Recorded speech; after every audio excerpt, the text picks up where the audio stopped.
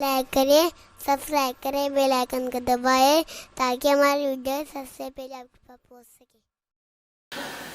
اسی طریقے سے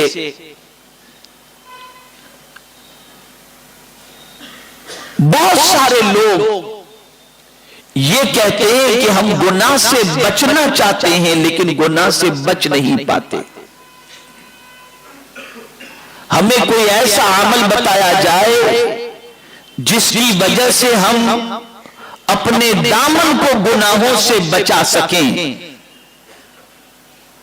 تو میرے آقا صلی اللہ تعالی علیہ وسلم نے ارشاد فرمایا کہ جو شخص سورہ اخلاص کو 10 مرتبہ اور بعض روایت میں 11 مرتبہ اگر صبح کو پڑھ لے تو اللہ رب العزت جل جلالہ شیطان سے اس کی حفاظت فرماتا ہے، اس کی حفاظت فرماتا ہے۔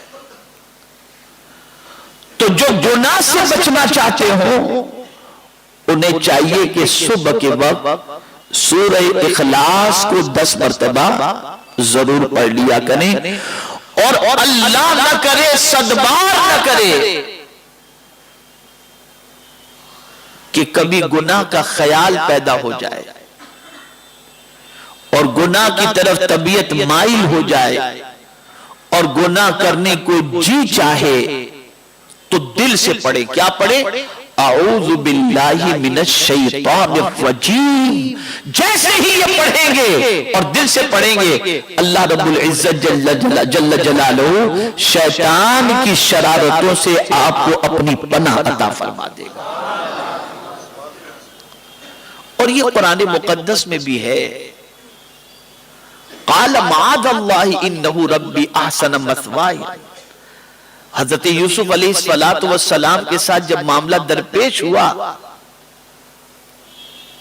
تو انہوں نے بھی اللہ کی بارگاہ میں تعوذ ہی پڑھا تھا، حضرت مریم نے بھی تعوذ ہی پڑھا تھا۔ یہ بہت فضیلت والی چیز ہے، زندگی رہی تو میں اس پر خود اس پر انشاءاللہ العظیم اسی چیز پر تفصیلی گفتگو کروں گا کہ تعوذ کی فضیلت کیا ہے اور اسے سمجھانے کی کوشش کروں گا۔